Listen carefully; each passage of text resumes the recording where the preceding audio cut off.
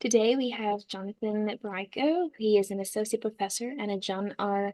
Jones III Fellow at Virginia Tech in the Department of Mechanical Engineering. His research lies at the intersection of fluid mechanics, phase change, heat transfer, and material science, and has been covered by the New York Times, the Washington Post, CNN, and NPR. In his spare time, he's spending time with his wife and children, and he's playing classical music, classical piano, and he is adventuring in the outdoors.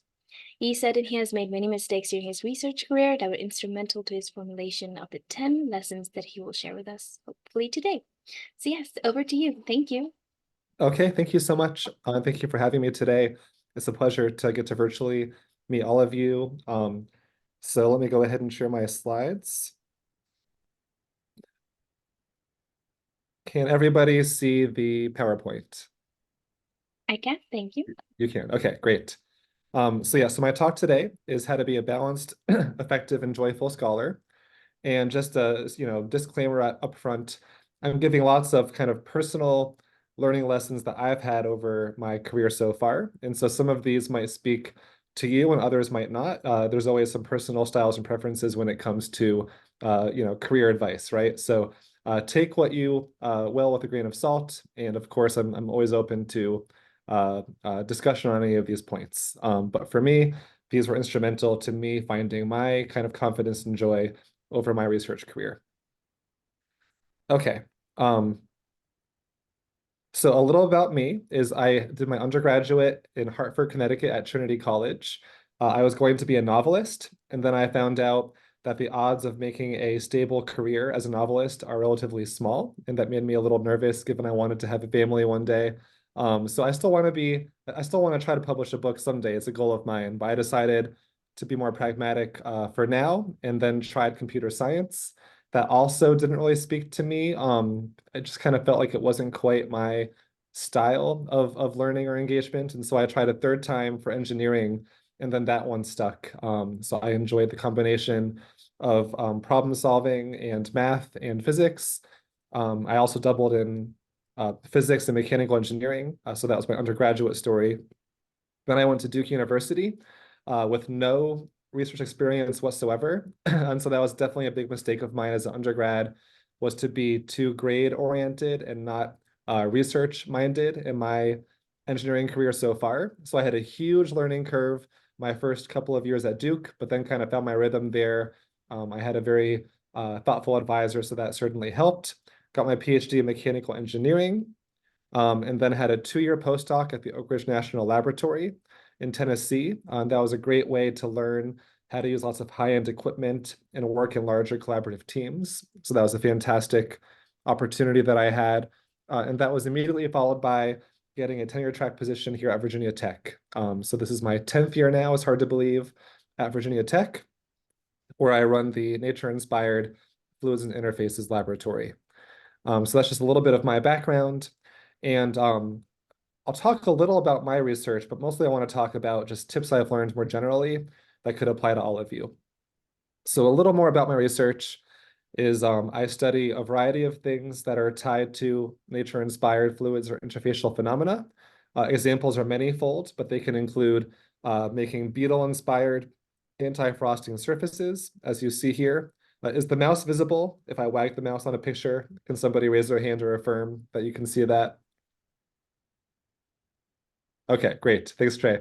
I also am doing lots of heat transfer. So for example, this rendering here is of a thermal diode that conducts heat in one direction via steam, but in the other direction, it is insulating and blocks heat transfer. I'm doing a lot of fog harvesting with harps. So trying to use vertically oriented wire arrays, which I call harps for short, since I enjoy music, using those to catch fog droplets blowing by in the wind as a more effective method of water harvesting in arid communities. And I'm having lots of fun building synthetic trees that are copying the water cycle of natural trees to basically function as a renewable hydraulic pumping system that we can use for above ground water extraction, filtration, water harvesting, even energy harvesting, if you build the tree tall enough to then have it fall back down through a turbine. So basically, just lots of random creativity-driven research topics on a whole variety of phenomena that we see outside in nature. Um, to give some idea of the inspirations, I think I hinted the ice one was inspired by the patterns on a beetle. The thermal diode is inspired by skin, how you can sweat the heat away on one side, but it can't go the other way into your body. Fog harvesting with the harps was inspired by the parallel fibers of a redwood tree. And the synthetic trees were inspired by the ability of mangrove trees to use surface tension to renewably desalinate ocean water into pure water for the trees that are growing in the ocean. Any questions on my actual research before I get into my 10 tips? This is kind of the end of my lab-specific content, so I'm happy to pause here for any questions tied to the actual research.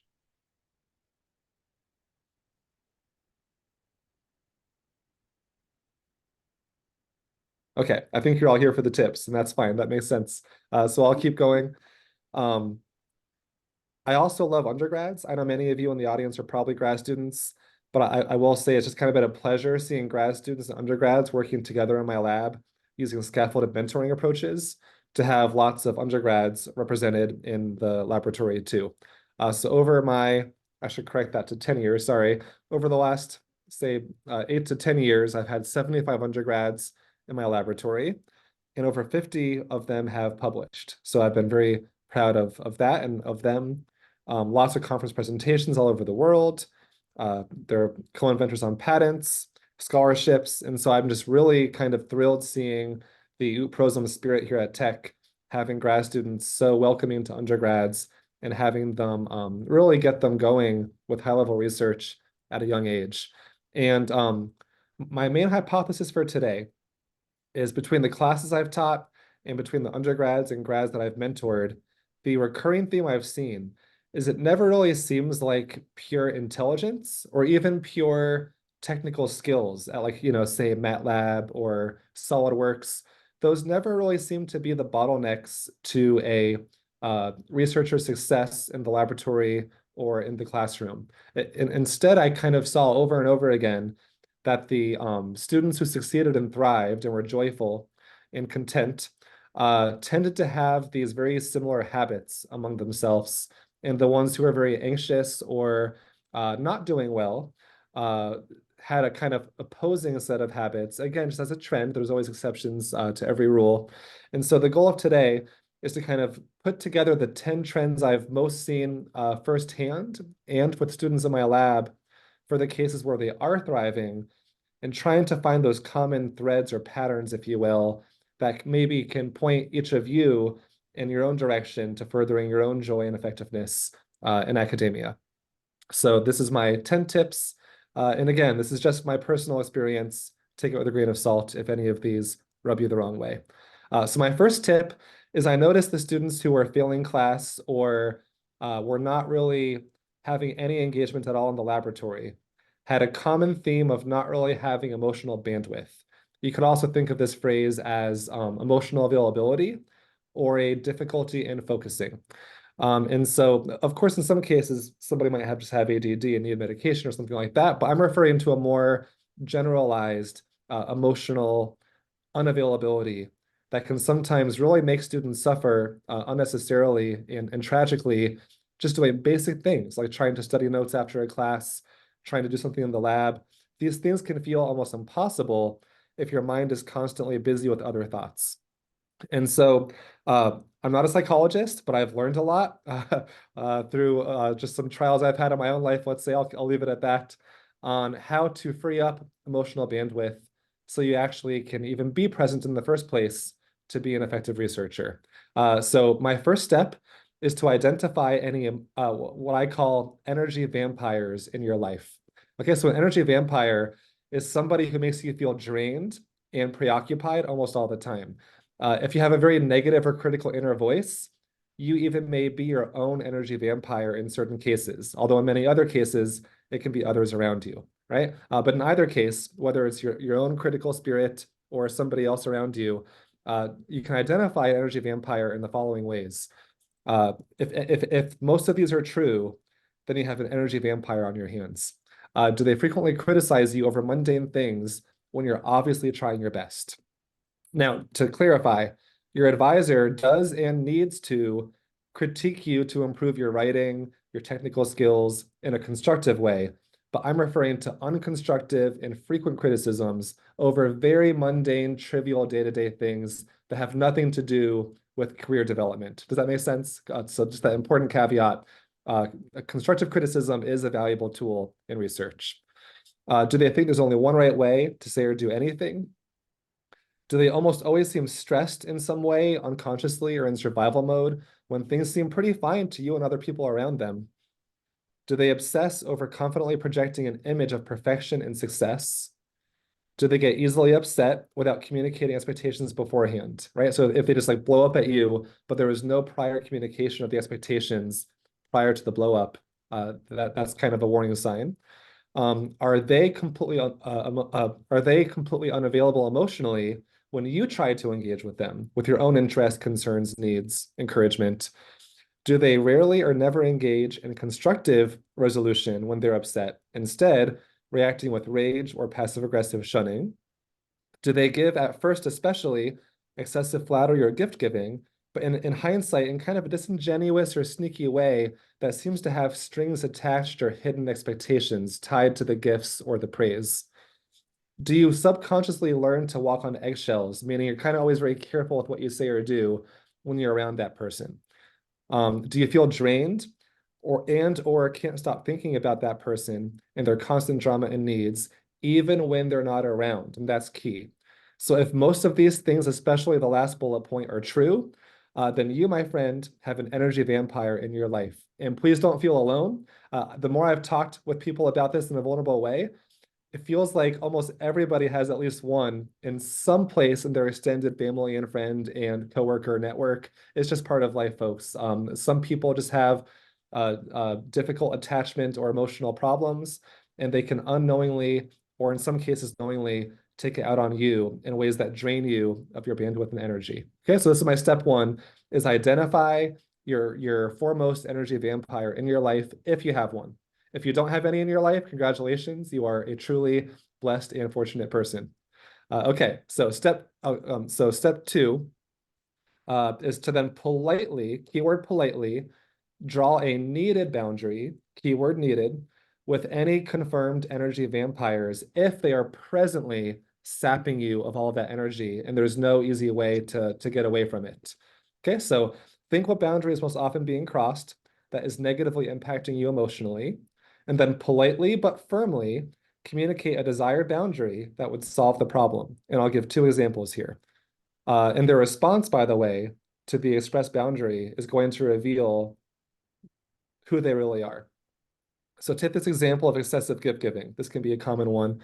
The boundary you could draw if somebody's giving excessive gifts with strings attached that are kind of making you feel uncomfortable, you could say, well, I really appreciate your generous spirit. Moving forwards, I would like for you to refrain from buying me things and just focus on enjoying experiences together and see what they say. If they're fine with that and adjust or just a little annoyed, this is somebody you can play ball with.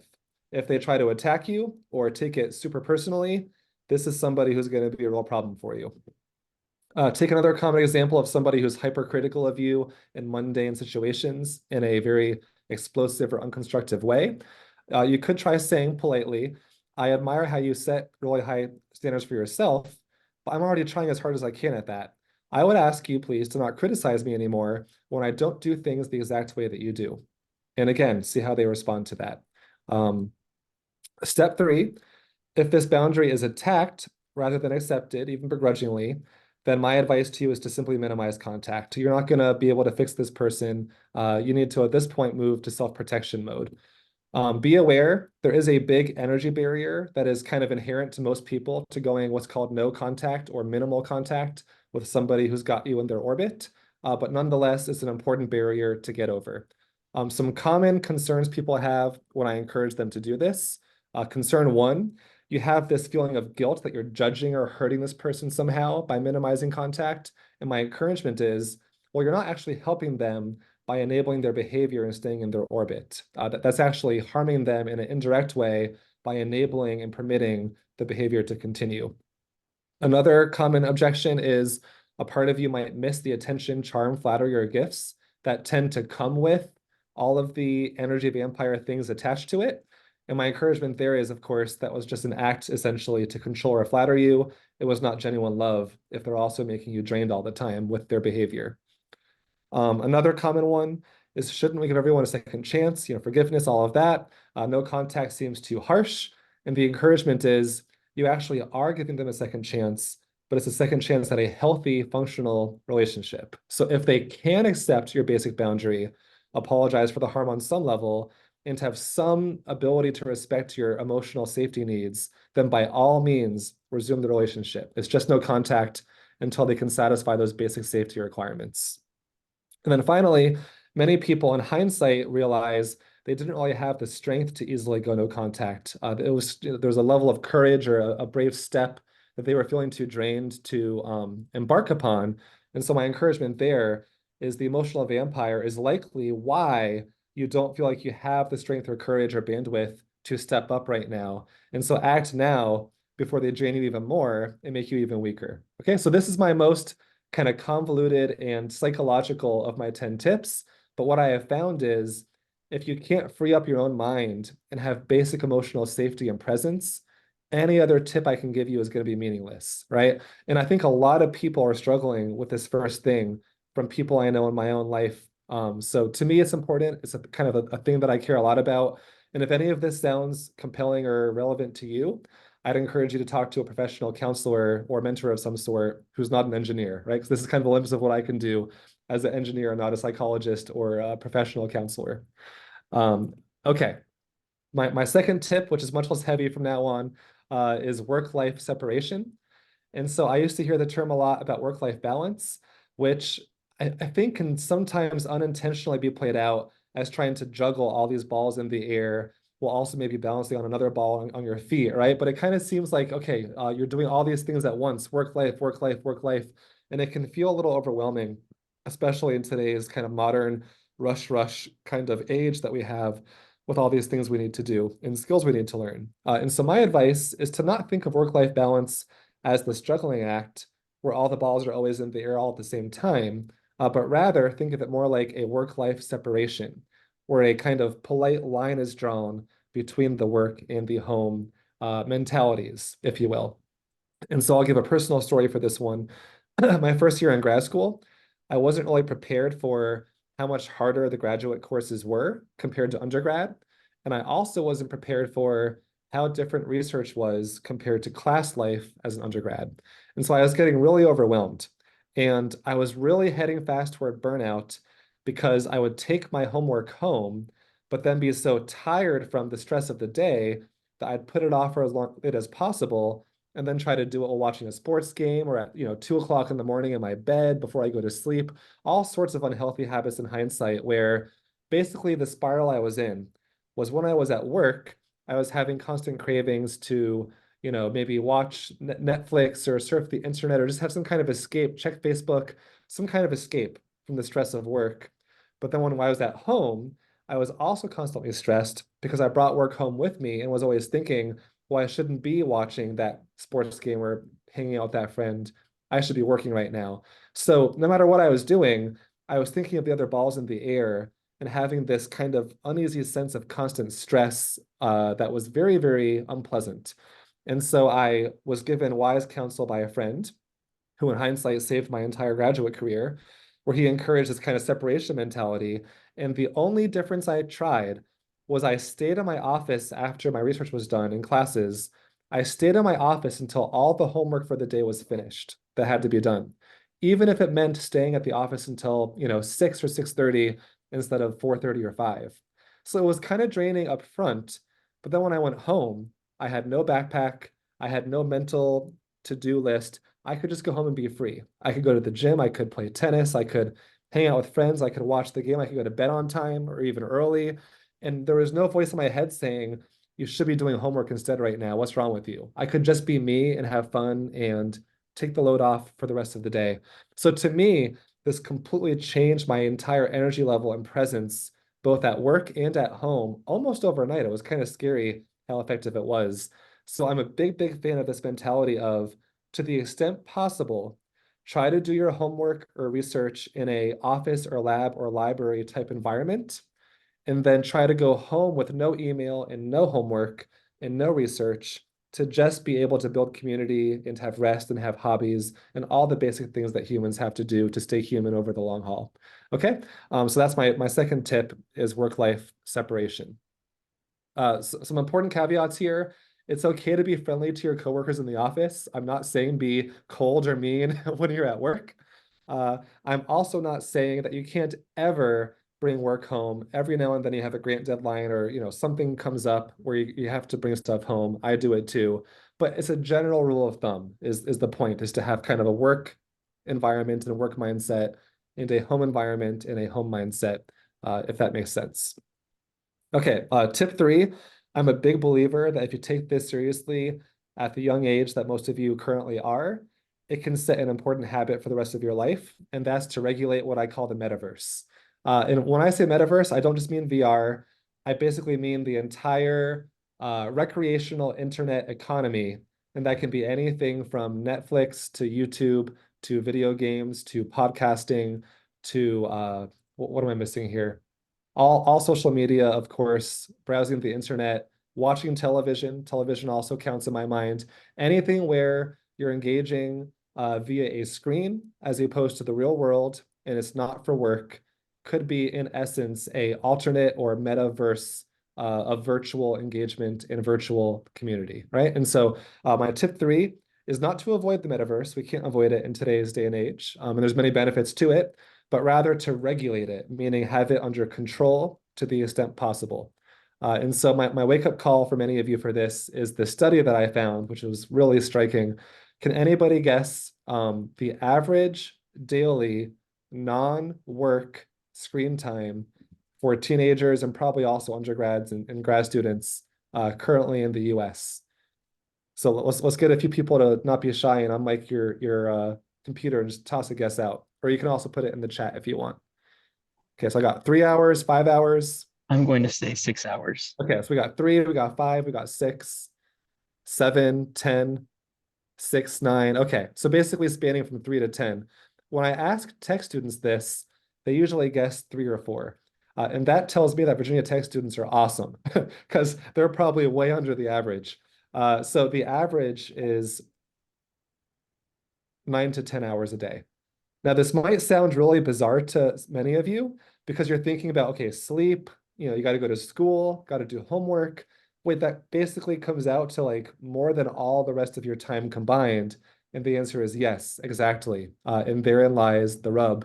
It's basically erasing people's sleep time and virtually any community or personal time that is not tied to work is being attached to a screen. So to me, this is kind of scary. I think it's very hard to be a functional, high performance scholar if you're even close to anything approaching this average, right? And so here's the analogy I've used to motivate myself. Hopefully it's motivating to you as well. I'm trying to think of the metaverse as a kind of cultivated zoo type environment if we were animals. Okay, so let's pretend we were elephants. And in the metaverse, everything comes a lot easier, right? Like the food is just kind of dropped over to you. The analogy there is like think of like a video game, how easy it is to have like the next reward cycle of a level up or finding a new item. Compared to real life, you have to work a lot harder for a lot longer and fail a lot more to get the level up of a PhD or a paper or to to raise a family. All of these things are much harder to earn than the virtual earnings of a video game or a like on social media, right? So think of the metaverse as your food and rewards are being carefully cultivated and dropped right to you, which is very convenient, but also very easy. Whereas in the wild, it's tough out there. You have to really fight for your survival and work hard for your food. And so the problem is if you cross what I call a critical threshold, where you're spending more of your emotional and physical energy in the metaverse than you are in the real world, it's going to be very difficult to thrive in your academics and health and personal life for the exact same reason that taking an elephant who was spending almost all their hours in the zoo exhibit and then just toss them into the African savannah, they're going to have a very, very hard time roughing it out in the wild, right? If they were cultivated in this zoo environment their entire life. So the goal is, of course, you can still enjoy the metaverse, but you want to enjoy it as kind of like a diversion or a side hobby to regulate stress, to just have fun with friends, or to learn something new and interesting. All those things are great, but to do it at a dose small enough that your default mode of being is still coupled to the real world and the higher risk, higher reward lifestyle that comes with living in the real world. And so my guesstimate based off what I've seen with myself and others is if you're a young student, and that's most of you, I think a goal of like roughly 4 hours a day or less is perfectly reasonable to try to stay grounded in the real world and not get caught up in the metaverse. As you get older, especially if you decide you want to have a family one day, I think it will be wise to start upping your game to have this number come down to 2 hours or less would be a good baseline goal. My final advice here is I really don't think trying harder to use your phone less or use video games or social media less. I think just saying I'll try harder, stupid, is a very, very unhealthy way of going about this because they have literally engineered this in a lab with psychologists to make it almost beyond resisting. Okay. For the same reason, I don't have 500 plates of free donuts in my office all the time, because if I did, I wouldn't have enough strength to always say no to eating donuts constantly, right? So it's the basic common sense. And so my advice is don't try harder, but rather put safeguards in place. Just giving one example, you can subscribe to an internet filter that actually blocks certain sites entirely and then limits time on other sites. I even have one where it shares my internet sites that I go to with a close friend. So my friend literally sees what I'm doing in my free time on the internet. And this might sound very restricting, but I find just the opposite. It kind of removes the temptation to waste your time doing silly things if you know you have basic accountability. Okay, so don't try harder. They make it basically impossible for that to work. Instead, try accountability measures, filters, friends holding you accountable, not having phones even accessible in certain environments or times of day. Things like that work a lot better than just trying harder to say no, but having it right there in your pocket. That's not going to work for most people. Okay, it's going to get a little later from the first three now. Tip 4, it sounds so obvious, but how many students and professors don't do this? Healthy sleep habits. And so this means from the literature and just common sense experience, try to make a consistent sleep schedule, meaning that your shifts and when you go to bed and wake up shouldn't shift by more than an hour or so from day to day. Of course, you can have exceptions for travel, big deadlines, whatever, like we're all human, but it's a general goal or rule of thumb to do this. Another good policy to have is consistent quantity. And the research is pretty consistent across the board. 7 to 9 hours is what you need, especially for academics, right? Who are we as academics? Well, first and foremost, we're professional thinkers, right? Like that's what we are. We're mental athletes having to constantly read, write, think critically, design, collaborate intellectually. And so it really doesn't make a lot of sense then if your brain is your biggest asset to academics to have your brain clogged with all of the cell waste that accumulates in the absence of a good sleep. My favorite study on this looked at they fluorescently dyed the brain fluid in a rat brain, and they washed a rat brain as it slept. And when the rat was sleeping, all the brain cells shrunk to a smaller size. Okay, and what this did was the interstitial brain fluid that flows between your cells was able to flow through very effectively, kind of like you're unclogging the dam, and now the brain fluid can move through the cells. And what it's doing is it's clearing away all the waste that your cells are producing, because every cell is a little miniature factory, and the factories produce waste, right? And so when you sleep, you are literally clearing out the crap from your brain so you can think well and effectively the next day. So if you're a scholar, there's no way around it. You have to get a consistent quantity of sleep for your brain to not be literally full of crap. Okay. Okay. A lot of students think they can game the system and get that extra hour or two of work or play and then get 5 or 6 hours of sleep. Spoiler alert, you think you're functional, you're not. Promise me, you only think you have functionality, but you don't in actuality have it. I'm talking from personal experience as a dad, where I frequently have many low sleep nights with little kids. And then finally, just consistent quality, right? Don't drink caffeine in the evening, late at night. and don't hit the snooze button in the morning. Better to get more deep sleep than to keep hitting snooze over and over and getting shallow sleep in place of the deep sleep you were having. That doesn't make any sense. Tip 5, again, super obvious, but we have to learn and do it. Nutrition and hydration. So this means have a consistent meal schedule when possible. Cook and eat with friends when possible. And avoid excessive snacking, again, when possible. So for me, for example, I pack a lunch every day, most days, but I never pack any snacks or have snacks right in my office because I know what I would do if I had snacks in my office. All the seminars are bad enough as it is. I love free food. I can't get enough of it. And then this one, a lot of students never learned, especially international students, it seems like. So I tell all my new grad students this, bring a water bottle like this, a big fat one, to work every day.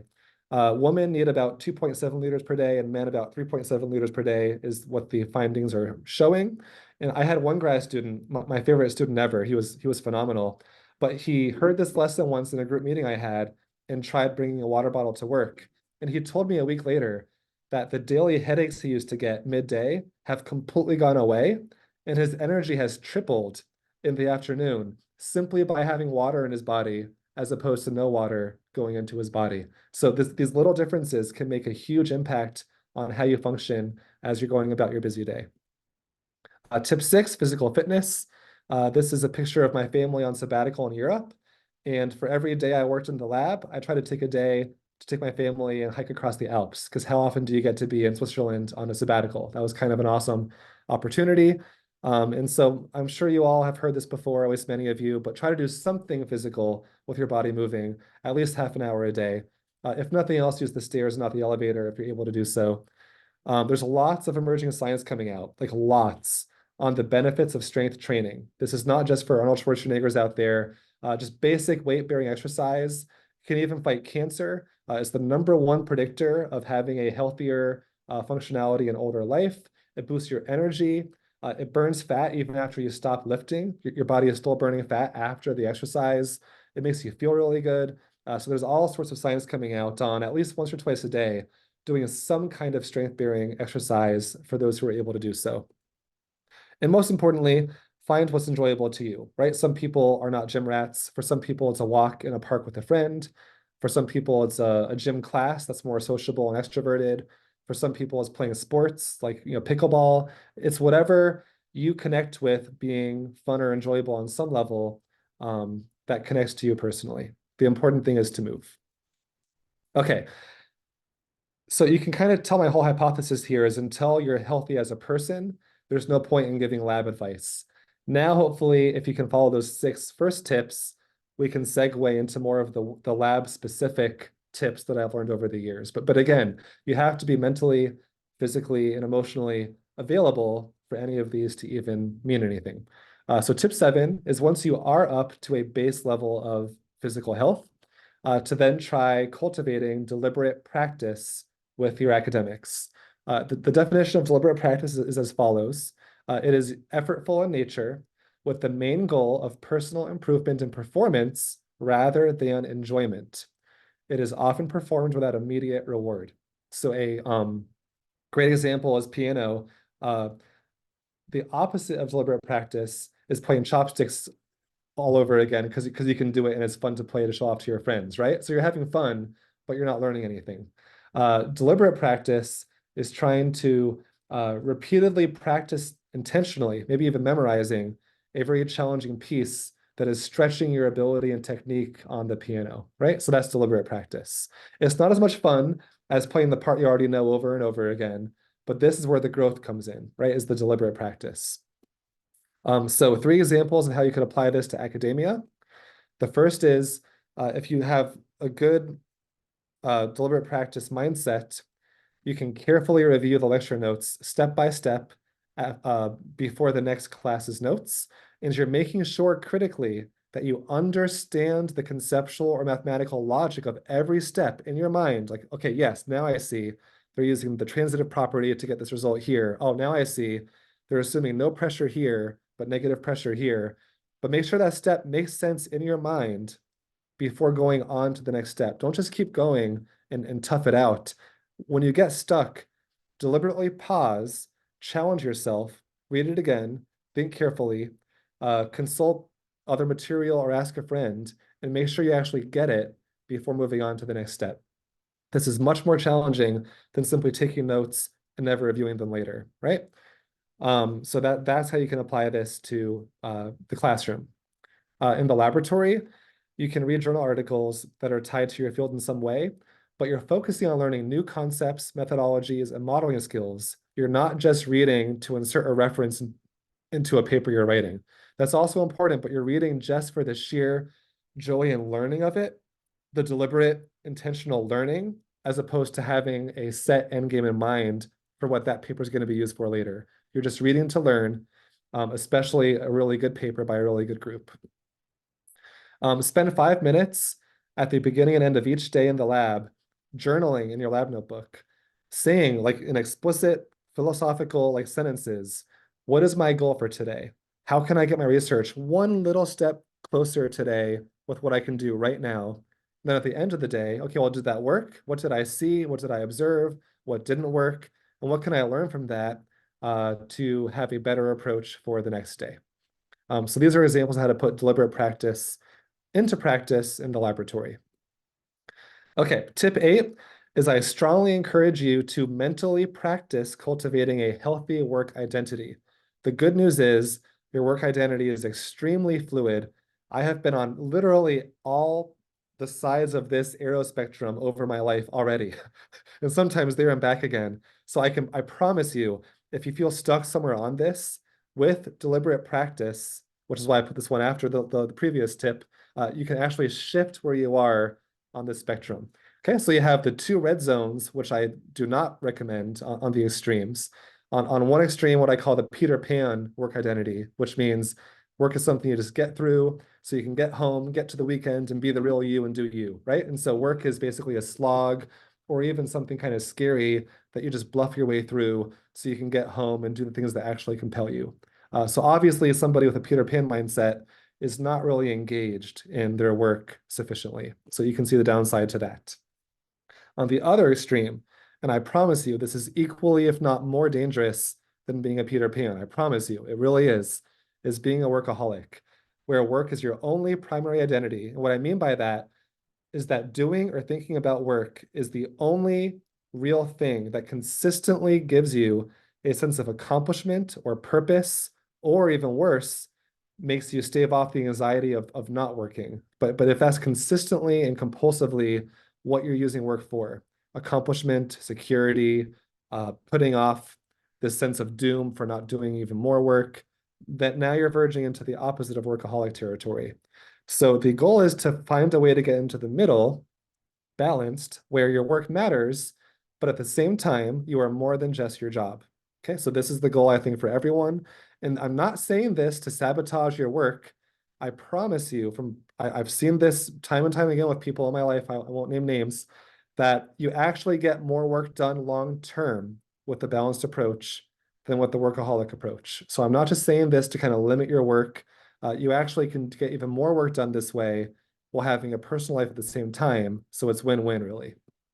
So things to cultivate for a balanced work identity, again, in my experience, you should care deeply about your job, but you should not obsess over it after the workday is done. Can you go home and kind of turn off your work to-do list brain? Can that turn off relatively easily on the walk or drive home? That's the aspiration. It should be easy to focus for multiple hours in a row during working hours because you care, but you're also not burnt out. You're refreshed each day. So this is a good indicator of being in the green zone, is if you find it relatively easy to focus most days. It should also be easy to enjoy things like vacations, time with family or friends, volunteering, exercise, sleeping, hobbies, etc. If you're in the green zone, those things should still be enjoyable, even though you have to also make work a priority in your life. Your work ethic should be driven by joy and thankfulness, not by failure or apathy. And if you ever were to lose your current job, it would definitely be a bummer and a big adjustment, but in the end, you still have things to live for and you're still you. So these are all signs of being in the green zone. And if you're not in the green zone, which happens all the time to people, so don't feel guilty about it, you can have mental practice of having this balanced mindset by how you spend your time, and how you talk to yourself in your inner voice.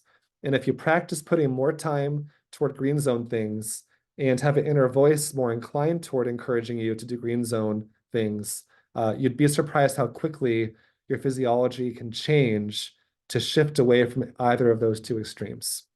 And again, from personal experience, I have been all the way on both extremes at different phases of my life. So I've seen the whole gamut of imbalance here in my own life. Okay, almost done.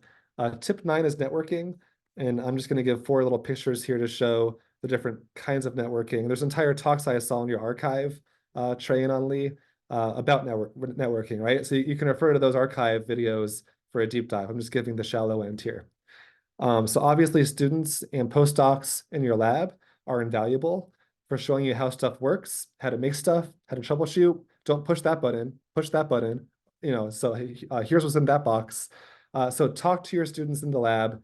They're going to be really helpful in shaping your research career. Read, especially read, again, for just the deliberate practice and joy of it, read from the best in your field. Something I did as a postdoc, and it was a game changer for me, was I tried reading the complete works of the heroes in my field that really spoke to me and were clearly smarter and more experienced than me at my stage of my career. And I just read all the way through. So for example, David Curie, this brilliant French physicist who can make the most complex droplet phenomena into these simple, elegant scaling models. And he's so creative in the things he chooses to see. He had about 150 papers. So what I did was, okay, I'll take 1 to 1.5 hours every single day for half a year and just read 1 paper a day. Some papers took half an hour, some took 2 hours, but I just read 1 paper when possible every day. And within half a year, I kind of went through his entire career, and you'd be amazed what that did for me to give me this deeper perspective on how to model, how to ask good questions, how to write elegant papers. So you can network by proxy simply by reading from the best if you read them deeply and or systematically. Conferences are also super important for job networking, for meeting other professors in your field, for getting to have solidarity with other students who are also struggling through grad life. So please go to a couple conferences a year if you can swing it.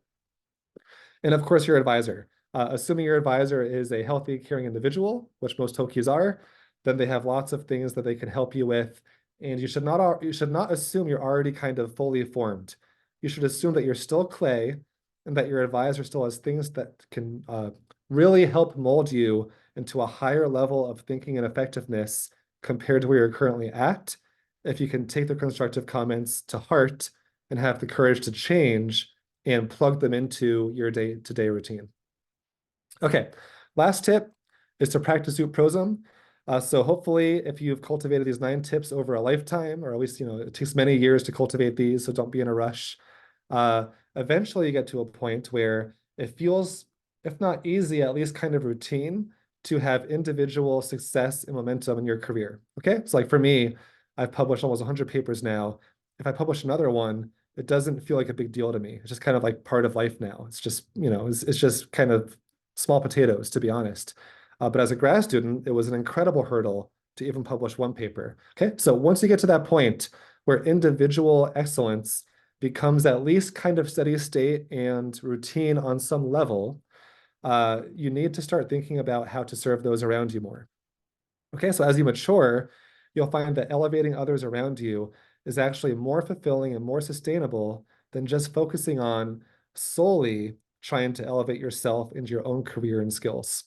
And so obvious examples here is, I used to do half marathons and stuff like that for fun as an individual, but it's even more fun to teach my kids how to ride a bike and then have a beautiful bike ride together, across a pond and over the scenic mountains of Virginia. That's way more rewarding to me than just running an even faster half marathon by myself. Or another example for those without families is again in the laboratory.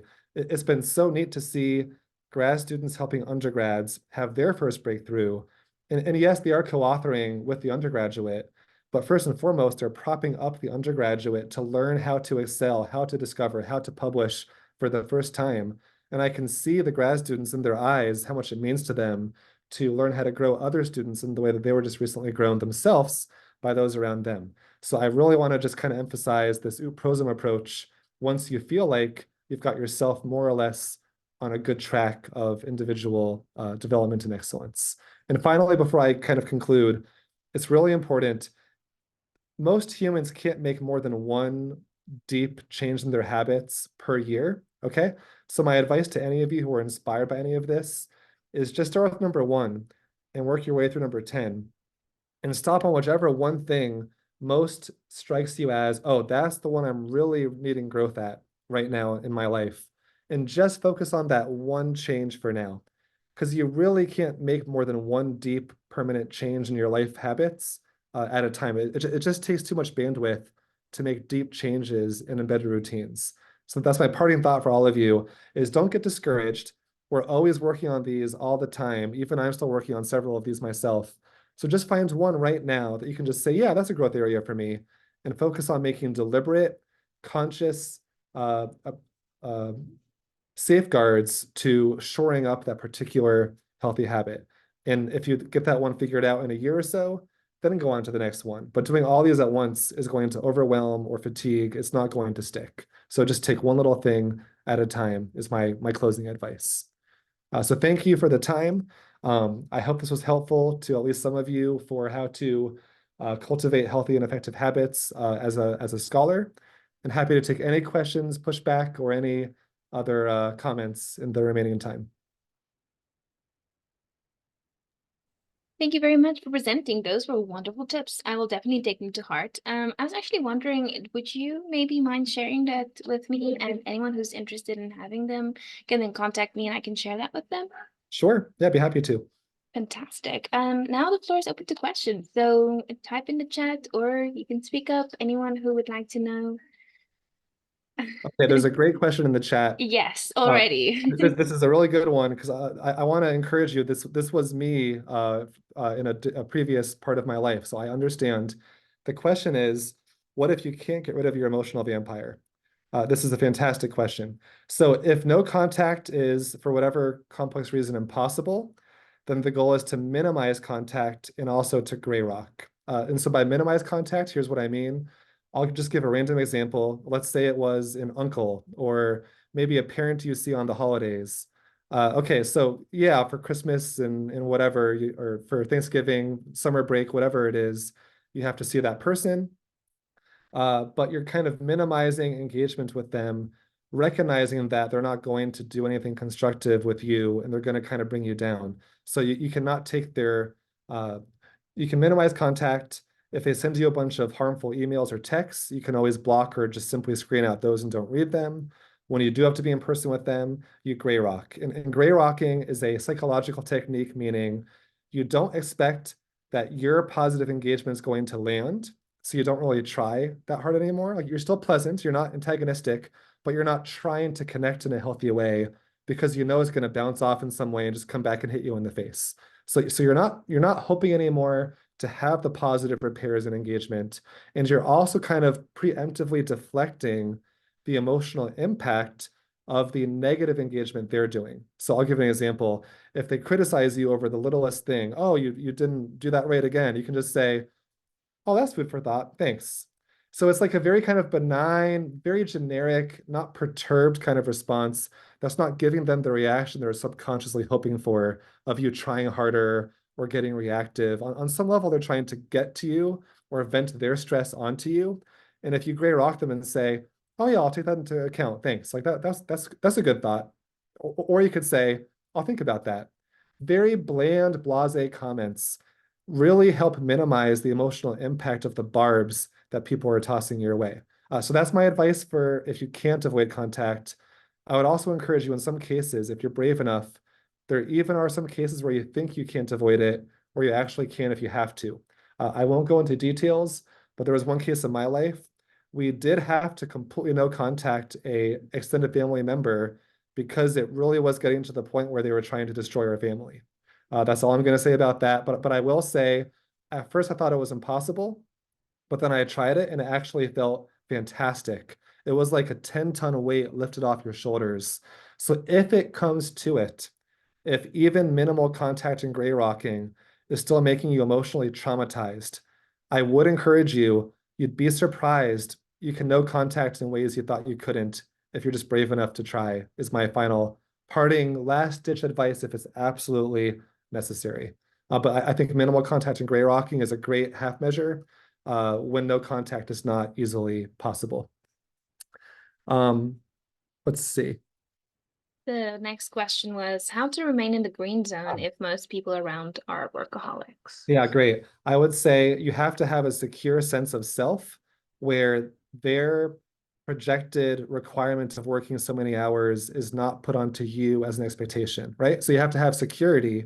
Okay, well, I know that person thinks they have to work 15 hours a day or 7 days a week, but now I know there's studies out there that show, and by the way, I can tell you from personal experience, I've had work weeks that have ranged from 35 hours a week all the way to 100-hour weeks. I kid you not. And I got more done on the 40-hour work weeks than I did on the 100-hour work weeks. I promise you, it's true.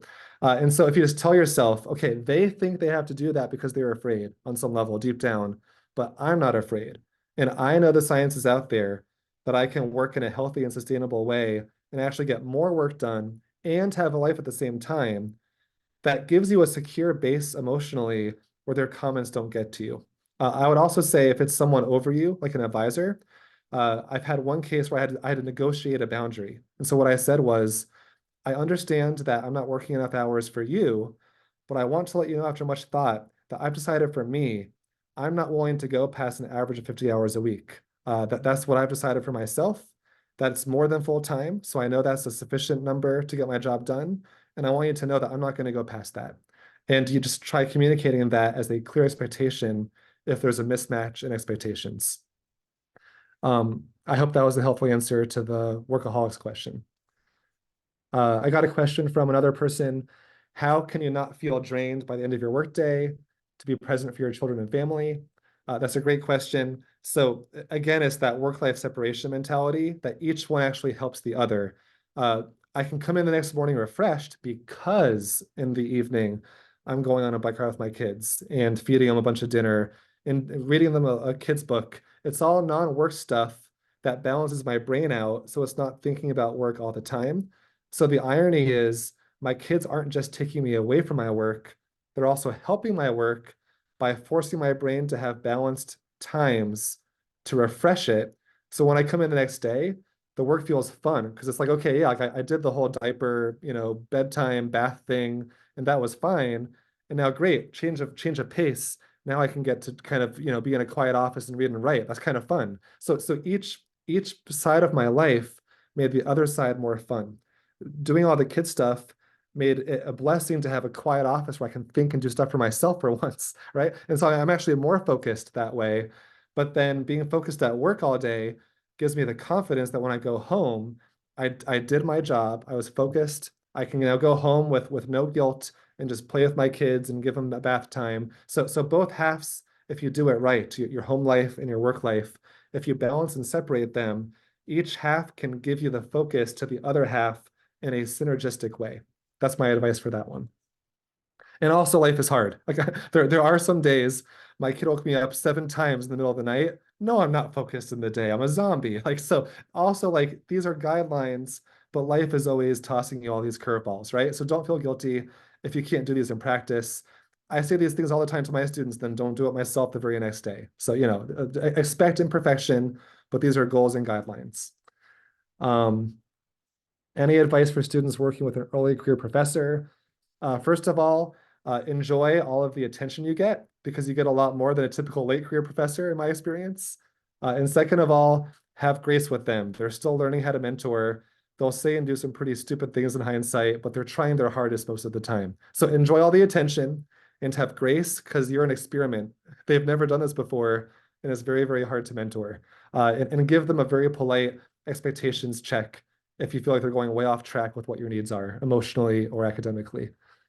I think that was all the questions so far. Are there any more? We can still monitor the chat while people are still typing up any questions they have.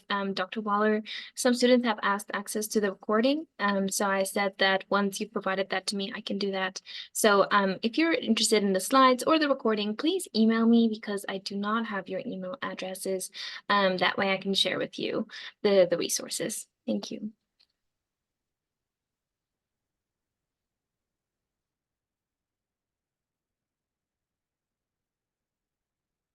Jonathan, I just want to say this was a excellent presentation.